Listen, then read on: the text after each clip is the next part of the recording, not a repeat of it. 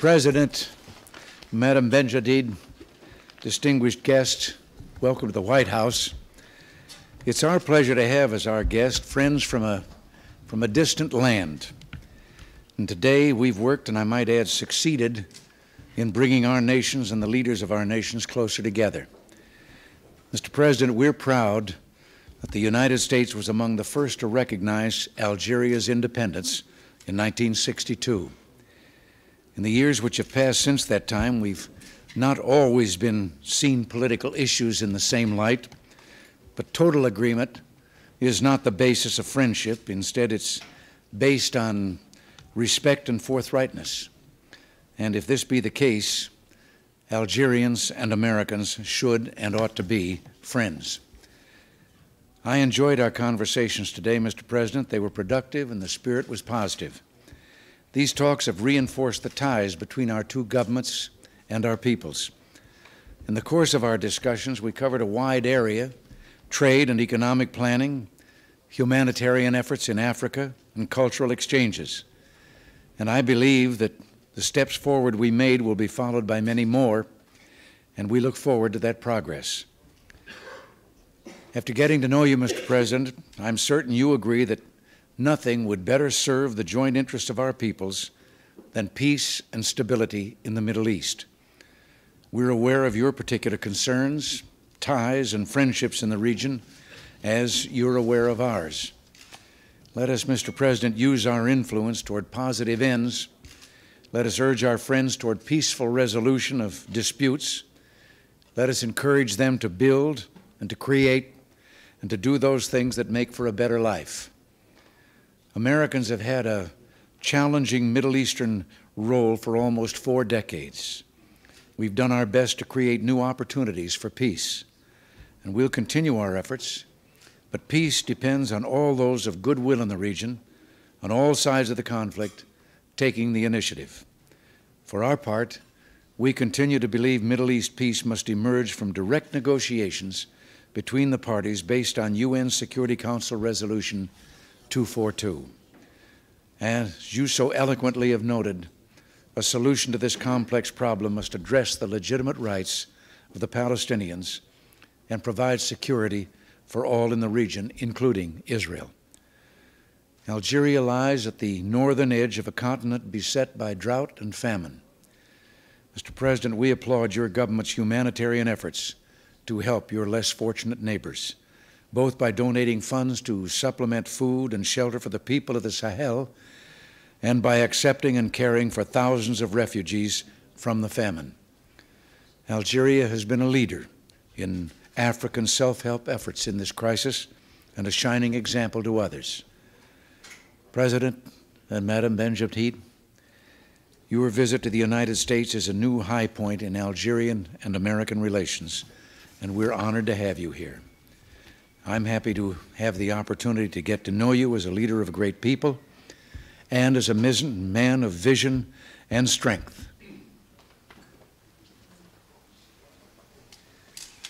To His Excellency, the President of the Democratic and Popular Republic of Algeria, and Mrs. Ben Djedid, and we thank you.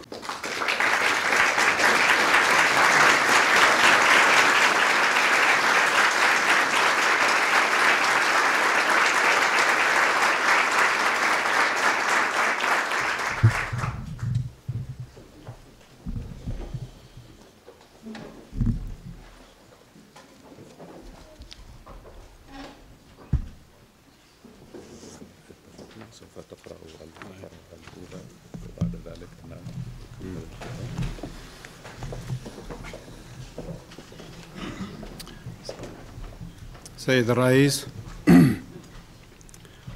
لقد تركت العبارات الودية التي وجهتموها نحو شخصنا ونحو الشعب الجزائري أثراً عميقاً في نفسي، وإنه لا يسعدني أن أحمل إليكم ومن خلالكم إلى الشعب الأمريكي تحيات الشعب الجزائري مقرونة بمشاعر التقدير والصداقة. سيد الرئيس، سيد نائب الرئيس، سيداتي سادتي، اسمحوا لي ونحن في هذه المدينة المضيافة التي تحمل الاسم الضايع الصدر لأحد مؤسسي الأوائل لأمتكم العظيمة. إن أشير إلى الجذور التاريخية للعلاقات بين بلدين التي تبينها معاهدة السلام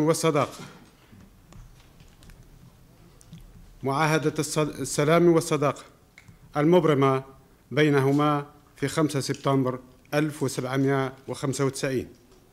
كما يطيب لي أن أذكر ذلك الصدى الإيجابي الذي لقيته في بلدكم مقاومة الشعب الجزائري للاحتلال والاستعمار، ولعل خير شاهد على ذلك هو تأسيس مدينة القادر عام 1846 في ولاية أياو إكراما للأمير عبد القادر وللمقاومة الوطنية الجزائرية.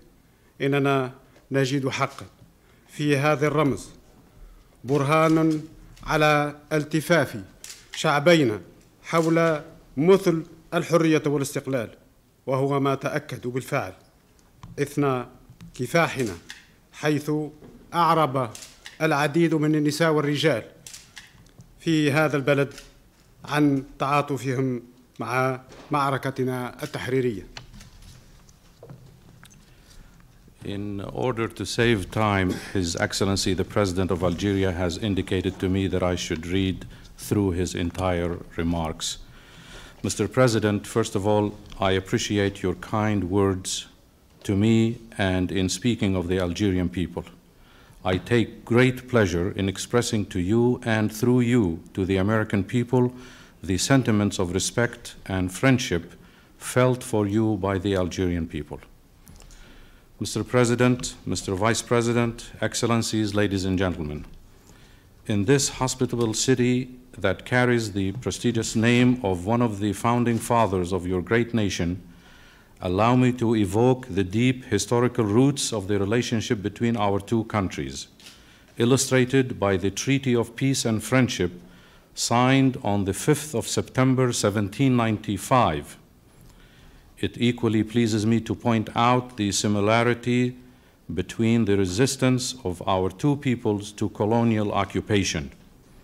Perhaps the best testimony to that is the foundation in 1846 of the city of Al-Qadir, or in Arabic Al-Qadir, in the state of Iowa, in memory of the Amir Abdul Qadir al-Jazairi and of the Algerian national resistance. There is certainly in that symbol that our two peoples share the ideals of liberty and independence as confirmed during our struggle for national independence. It is thanks to your invitation, Mr. President, that I am here with you today at this important time in the development of our relations. I took personal pleasure in meeting you at Cancun. I also learned from Vice President Bush during his visit to Algeria the personal interest that you attach to a dialogue between our two countries. It is indeed satisfying to observe that under your presidency, exchanges between our two countries have been greatly reinforced and that many members of your cabinet have contributed to that process. Mr. President, beyond existing trade relations, there is in the development of our national economy considerable potential for multifaceted cooperation between our countries. The genius of the American people has enabled man to conquer nature. Algeria aspires to enter an era of scientific and technical progress that will lead to the acquisition and mastery of advanced technology in various fields in order to spur our national development. This is another field for fruitful cooperation. On the whole, cooperation between our two countries has produced appreciable results. The expansion of these ties is both possible and desirable. Confronted with the demands of peace, security, and development, nations known for their power and prosperity should make an even more substantial contribution, whether the matter concerns reversal of the arms race, disarmament, or improving international political atmosphere through crisis reduction and the elimination of tensions, or establishing more equitable economic relations and eradicating world hunger. The challenge is to create a better world for all.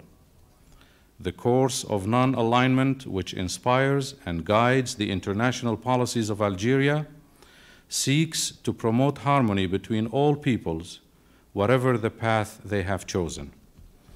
The African continent has witnessed the cumulative anguish of institutionalized racism, of desertification, of drought, and of famine.